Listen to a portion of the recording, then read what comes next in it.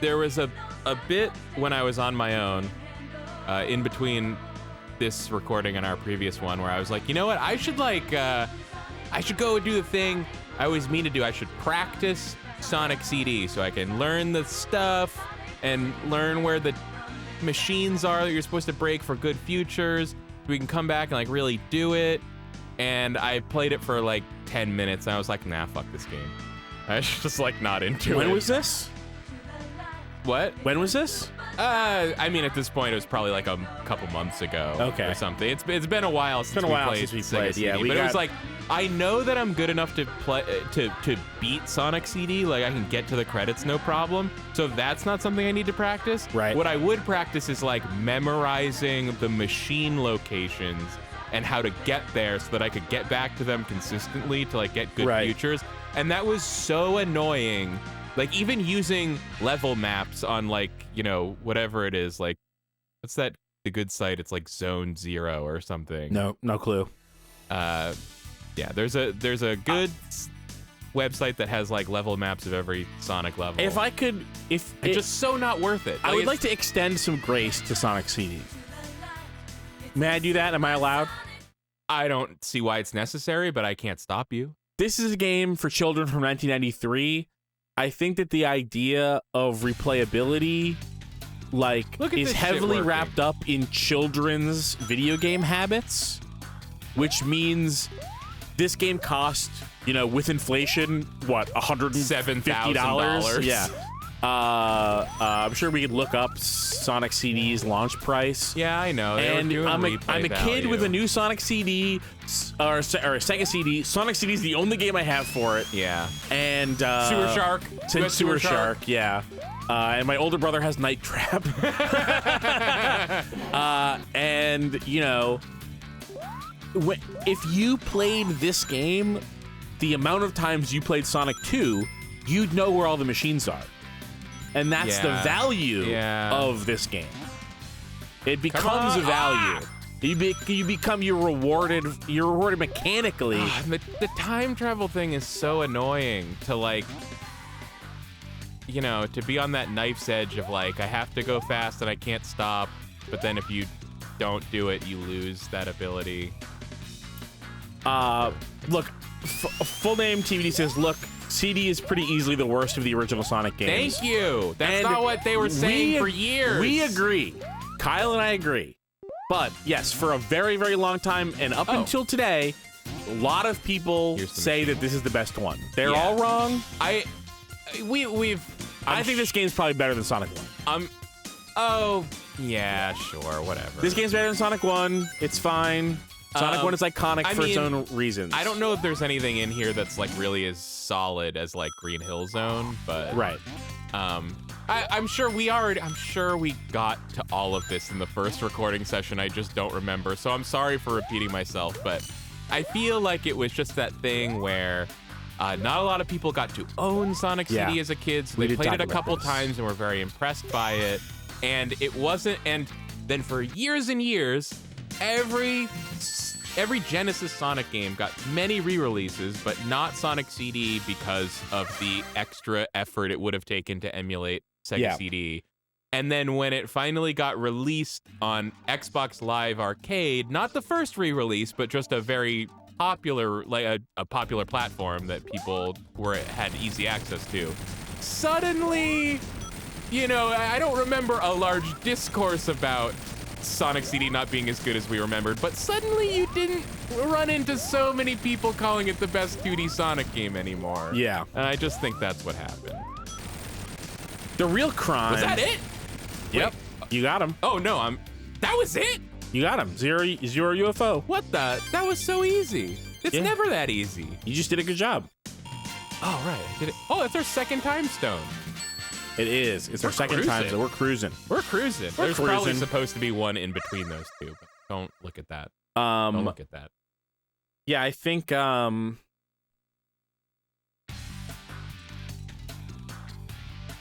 that, like, it is one of those things where it's like, it's really hard to be consistent about, like, when you change your mind about something, especially something like as small relatively as which 2D Sonic games you like, it's really hard to be consistent about, like, I used to say that this was the best one, and now I don't really think that anymore. There hasn't... The reason there hasn't really been a discourse, because the only discourse would have been, like, a bunch of people being like, oh yeah, I thought that this game was better, but it's actually not.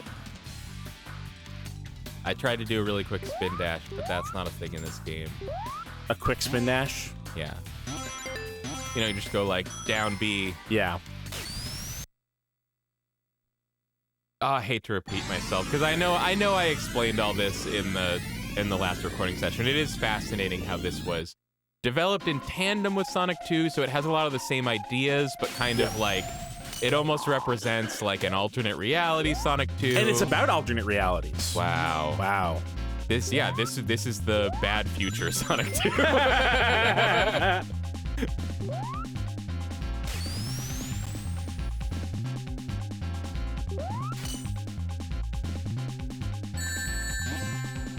That was horseshit. That was horseshit. Wait, Sonic CD and Sonic CD, the Japanese version, have different soundtracks? That's bizarre. Yes, except for the past. For whatever reason, they didn't create new, even if it was just like budgetary or time constraints. The music in the past is the same. Present and future are different. And it's kind of too bad because the American soundtrack is really good. So I'm not here to be like, fuck that guy's music, because I think he did a great job. But you hear the Japanese one, it's just so clearly better. It's great. Why aren't we playing that one? We already did that one time. Oh. Why aren't we only doing that? Because we've never played Sonic CD on the original hardware. But wouldn't... I guess we could have just burned the Japanese version. Yeah, we could have just got a copy of the Japanese version. Well, you know what's the one thing that's not better about the Japanese soundtrack is that it doesn't have Sonic Boom, it has Toot Toot Sonic Warrior, which is not as good. Okay, so what we have to do is we have to get a hacked cart hybrid that has Sonic Boom, and then the rest of it is the Japanese soundtrack. That is actually, that's basically already doable in like the XBLA version. So we wouldn't have to do anything. It's just right, already but for some reason you really care about original hardware. You're right, I do. No, I mean, like, fine. You can't argue this. You just said we've never played it on original hardware. We spent 3 months not playing this game because the fucking thing broke. I mean, that's not the only reason. We also were playing Silent Hill. We got wrapped up in Silent Hill, but... I won't deny that I care about playing things on original hardware, not for any real meaningful reason, other than it's just like, it's the only way to know that there aren't any additional bugs that weren't in the original. Yeah, but, you know, that's just not a thing that bothers me, really. Especially for Sonic CD, I care about it because... The first version of this game I owned was that Sonic Gems GameCube collection thing that was full of egregious flaws, like the special stages were super hard because they ran at like double or triple speed. Right, yeah. You've been specifically burned by bad ports. And I think... How did you get that thing? He put his spikies out. I don't know. I saw him do it. No, you're right. I deserve to be dead right now. Yeah. I'm gonna be chased by the spirit of death. Well, you deserve to Final not have this Destination shield. style. Is what you deserve. The other thing is, you know, I bought this Sega CD and this copy of Sonic CD that wasn't cheap, and I've never gotten to do anything for Run Button with it. Yeah, our plan was to do it years and years ago. So, hey, could you please actually go to the past? That was the future. Oh, the future.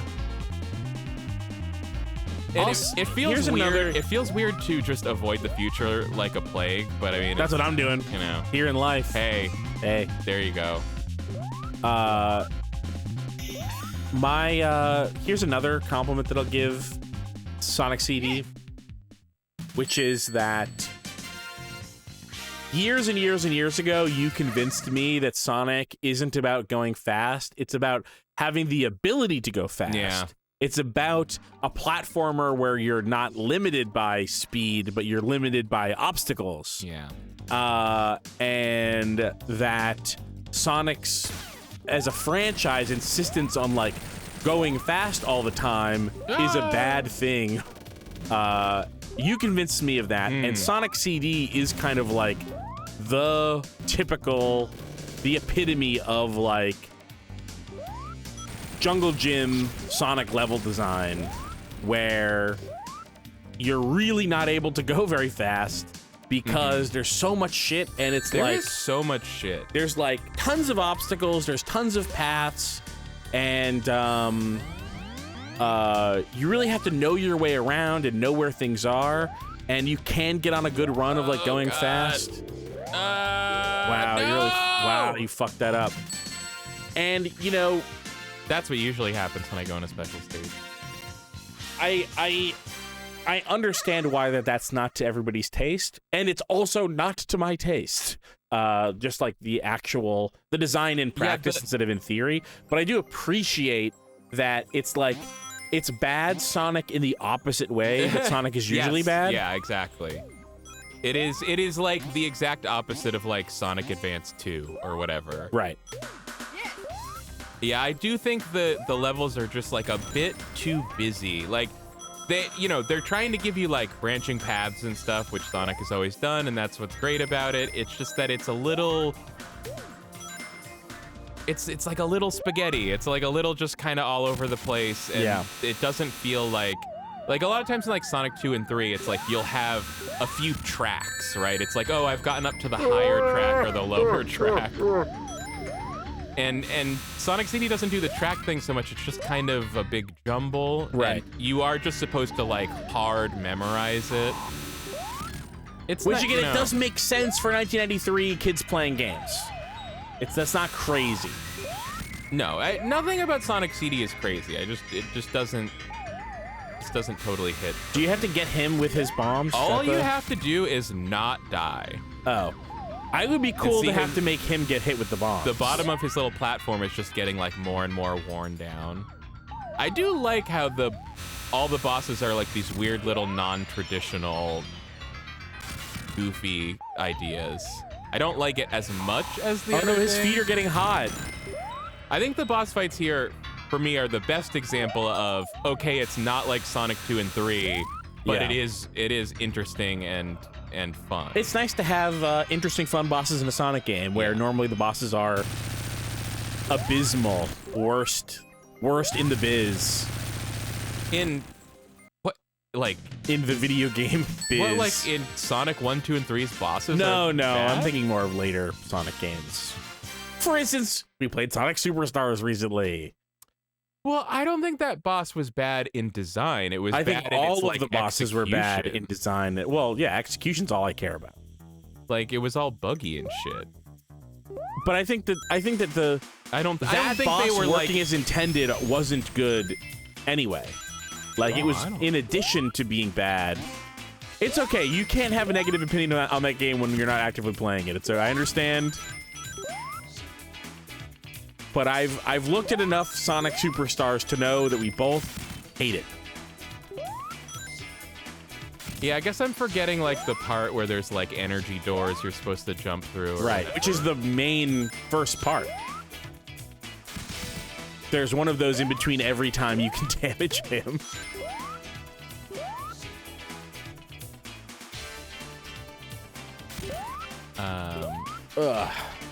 I think part of what makes getting back on like the Japanese versus US soundtracks here, part of what is better about the Japanese soundtrack is just that it's more cohesive, because in the US one you have the past music is the Japanese soundtrack and then a totally different person. Hey, we got some ska here though. Oh. This is basically ska. This is good. You hear that? The guitar? Yeah. That's good. Yeah, it's good. That's what I'm saying. I mean, it's not bad. But what I love about when you get the Japanese soundtrack is that the past, present, and future music in each level is like it's all of a theme, like it's all cohesive together. Yeah. It was just weird. That song specifically, it's like this like pop, like 80s, like Michael Jackson pop.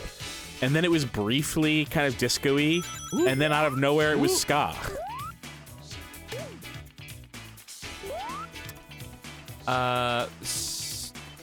This is maybe the most infuriating level in the game. It's got that crazy bouncy floor you're not supposed to touch. It's weird, you're kind of not supposed to touch it, but I sometimes can't help it. It's kind of fun. You get bounced all the way to the ceiling. I really like Sonic spinning around on these, like having to lean in. Oh, ice blast. Whoa, hey. Why don't you... Oh, came back. Oh, no. Oh, no, you fucked yourself. You just go back down to the floor. Yeah. And do a bounce. Do the big bounce. Yeah, I do like this little bit here is nice. Of the music. The ska bit? Yeah. Yeah. Wait, I probably can't even get up here. You can. Whoa. Whoa. Just barely. Just barely. Whoa, and then it kills you if you go up too high. Oh, I already had the pass. Future. Why'd I do that? Wait. Oh my god. Future. Future. Future. Future. I love the future.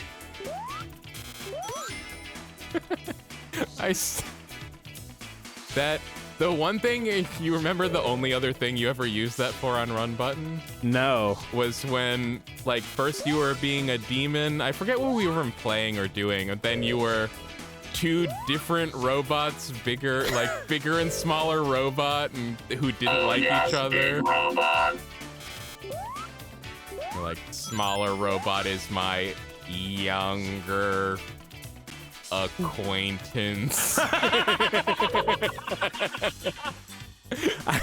don't remember that at all. If anyone in the chat even remembers what video that was from, that'd be helpful.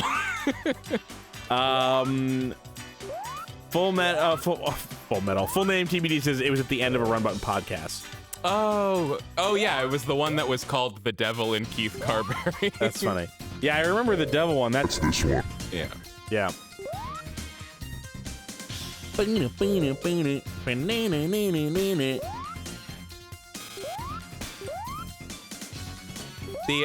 be honest, the fucking invincibility music, not bringing it. Weak. Sonic It's weak. CD. It's weak, and it's relatively weak as well. Yeah. Because invincibility music, that's normally a highlight. Exactly. Do you remember my favorite state song in all of Sonic? State? Oh yeah, I mean you like the... Well, I know it's from Sonic Adventure. I can't remember if it's Speed Shoe or Invincibility, but I'm gonna say Speed Shoe. It's Speed Shoe. It's Speed Shoe. Nailed it.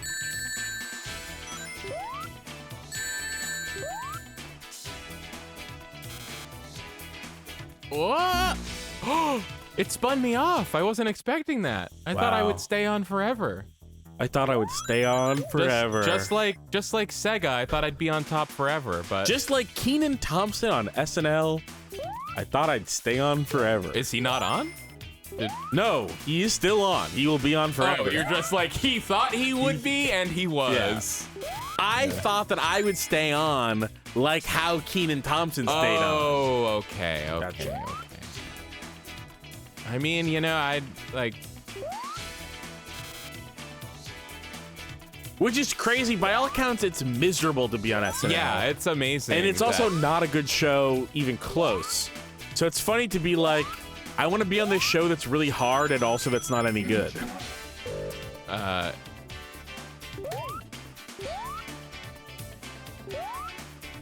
It was amazing, though, to go from all that to the SNL. He really called his shot. He did, yeah. I guess it's all he's ever known. Yeah.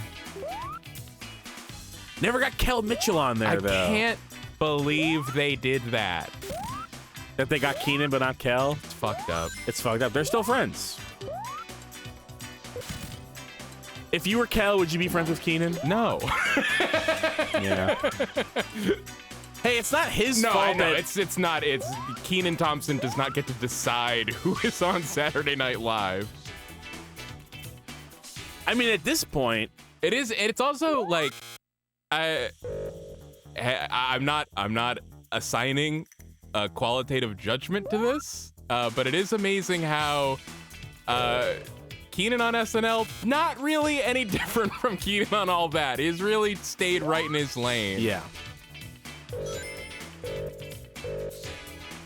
I wouldn't say that Kenan Thompson's not funny, but I wouldn't say that he has a broad range, right? Yeah. Of character that he writes or that is written for him. Yeah. Whoa! Holy moly! Holy slow down, Batman. Yeah, you know, I heard someone, I forget who recently say this, but like for years they would play these Sonic games in emulators. On SNL? Yeah, Kenan Thompson was playing Sonic the Hedgehog on emulator in SNL. It's one of his few types of roles he plays. No, for years that this person would play the Sonic games in Genesis emulators. And whenever there was slowdown like that, they thought it was an error in the emulator because their memory was like, oh, the original was always rock solid, like 60 frames. And then eventually they went back and played it on a Genesis and was like, oh no, it was always like this. Who is this? I don't know. People? I don't remember. Oh, okay. This is a story about someone. I just heard someone on a podcast say this in the recent weeks. Got it.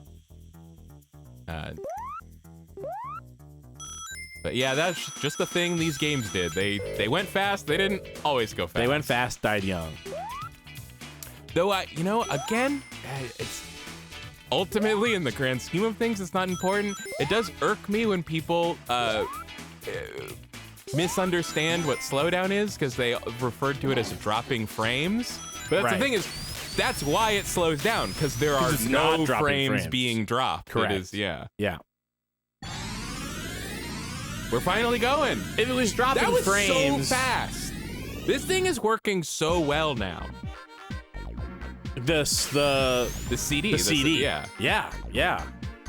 I did that. It was me. I'm a genius. I'm not here to take away credit. I think the power adapter probably helps. I think the power adapter probably helps. Did you? Yeah, it's hard futz to with a pot with a potentiometer. Oh, I sure did. Nice. Just a little bit. Just one pot that I fucked with a little bit. There was a So basically, besides cleaning the inside of it, the only thing I really did was turn up the sensitivity on the laser. Yeah. That could literally just be a function of it kind of wearing out over time. Yeah, weakening over time. Yeah. I like either the pot actually like physically loosening or the laser becoming less sensitive and needing to be compensated. That one, I think. Yeah. I think either of those things are possible. The thing is, I have like some very specific like electronic experience. Like I've done a lot of work on guitars. I bought a broken turntable and fixed that up. And the main thing that I did was I have a Technics linear tracking turntable that, like, instead of having an arm that pivots, it's pulled along by a pulley. And it also has a scanner that scans the grooves for tracks, so I can hit. It has a track select on the turntable. I'm sure I've talked about this before. What's that have to do with the Sega CD? I'm getting there. Okay. I think eagle-brained listeners may have figured it out already. Eagle-brained? Wait. That sounds more like an insult. Like, sure, you've got eagle eyes, but you got an eagle brain too. The way that it scans the the grooves is with a laser. It's the same kind of laser, basically, that reads. Oh, yeah, okay. So one of the things that I had to do when I fixed up the linear tracker, which was like clean the inside, fix the thing that pulls the thing around, I also had to go in and increase the power on the tracker laser. Because I have that experience, it was one of the first things I thought about when the CD wasn't working right. I was like, oh, maybe the laser that reads the disc like isn't outputting enough. So I went in, found the pot, turned it up, put it all back together. It still wasn't No guides, working. zero guides. Well, you know what? I was gonna say that could also, this whole like lack of power to the laser thing could be a function of the power adapter dying. Maybe somewhere in the middle, it's like you ask it to send a little more power to the laser, and the power adapter's like, no. I can't do that. Right. Yeah, I think that's probably really close to true. Now, before we accidentally lose it, I want to point out this is we're listening to a track from the Japanese soundtrack because we're in the past. It's fun. I'm not going to say that this is wildly better than what we've been listening to. Maybe this is a weaker track. I think it has some better bits than like this bit. Sure. I think is a little better. It's got a lot of that. I don't even. It had know. like that Banjo-Kazooie thing. Womp womp womp womp womp womp. This right here. This is fucking Banjo-Kazooie. I don't know what to call it, but I think the soundtrack has that very like sort of pop jazz thing that was going on in a lot of Japanese music at the time, and it all through like city pop. Oh yeah, yeah. I mean, I don't think it sounds like that really, but that's probably what you're talking about. Oh, this is an interesting bit. It sounds like it's stuck. There we go. I really like this. Oh, this is interesting. Star Crash says the past songs in general are my favorite, but a big part of that is that they are generated by the Genesis. They are not CD tracks. Huh. That's very interesting because it's the past. You can't do CD in the past. Wow. CD is the future. Holy shit! And that's why it's not the present. That's why it's not different in the US one, I guess. Is because whoever they hired to do like the CD audio tracks, he was not a Genesis music person. Right.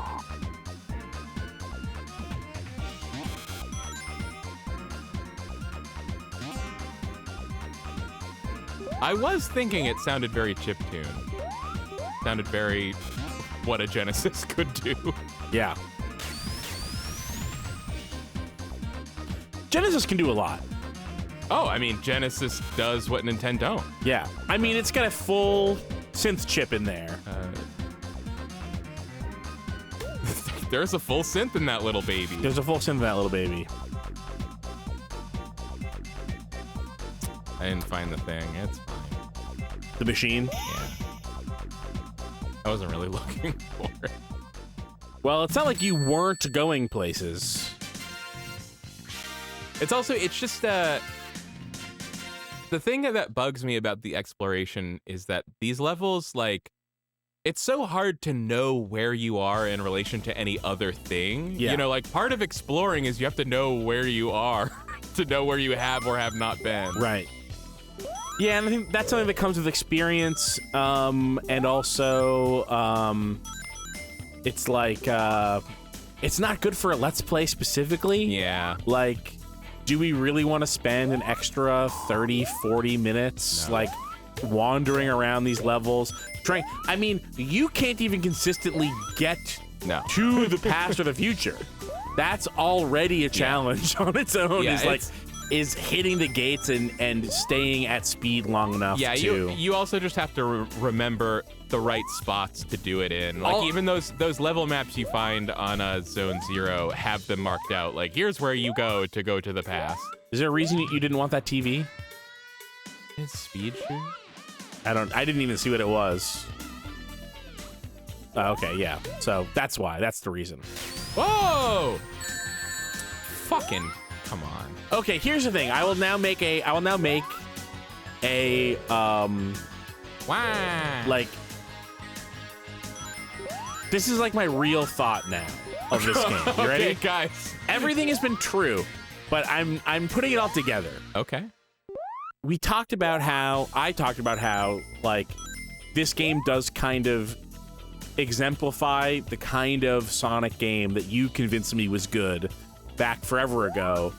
We just talked about that. Brutal. And it's the harshest thing you've ever said. No, it's true. I mean, just because they didn't do a good job of it doesn't mean that it's wrong. Where it's slower and, you know, have obstacles that you can run into. Yeah. It's not about going fast. I don't want to characterize my thoughts as like Sonic should be slow. No, it's not Sonic should be slow. Sonic is not about going fast as possible all the time. Yeah. It's about that you can go fast, not that you are going fast. So it does that. And then it also has these like big rewarding levels for someone who's a kid who's playing a ton of Sonic and like slowly is memorizing these games over the 1,000 hours that kids put into games when they're like a kid in the early 90s. But the problem is that those two things are diametrically opposed, because in order to get to the past and the future, you have to go fast. Yeah. And these games are really hard to go fast in. Yeah, exactly. That's like the real issue with these games, with this game. And this one is this is one of the hardest ones to go fast in. Yeah, like they gave you speed shoes and then they gave you that gate to like shoot out of, and it shot you right into a laser. Yeah. Like it's almost making fun of you for thinking that you're supposed to go fast. Which is brave in its own way. Okay, here's my real thought. This game is brave by being a Sonic game that makes fun of you for going fast. Thank you. You're welcome. Here I have to not get crushed. I need to not get crushed by the rocks that fall. And then they shoot me up, but the one you're standing on is weighed down by you, so it doesn't go as high as the other one, so you have to switch to a different one. Oh, shit. Wow, you were not able to. There's one on the other side that had two. This is like the last one. Ear.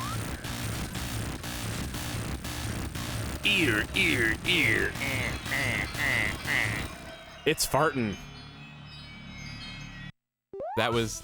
This is from back when that was Sonic's famous catchphrase was "It's Fartin." It's Fartin. It's Fartin, Tails.